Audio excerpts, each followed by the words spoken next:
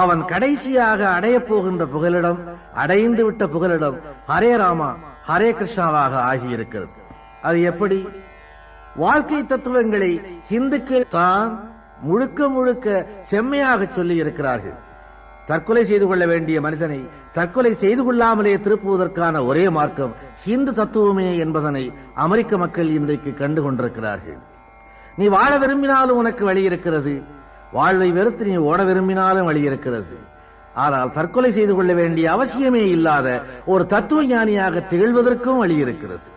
இந்த மூன்றையும் ஒருங்கே அடக்கிய ஒரு மதம் என்பதாலேதான் எல்லா மதங்களையும் பார்த்துவிட்ட மேலை நாட்டு வானம் இன்றைக்கு ஹரே கிருஷ்ணா ஹரே ராமா என்கிற கோஷத்தை எதிரொலித்துக் கொண்டிருக்கிறது. இந்து மதம் லௌகீக மதம், லௌகீக மதம் என்று ஏன் நான் திரும்ப திரும்ப சொல்லுகிறேன் என்றால், இன்றைய இளைஞன் இந்து மதம் என்றாலே அது ஒரு சன்னியாசி மடம் என்று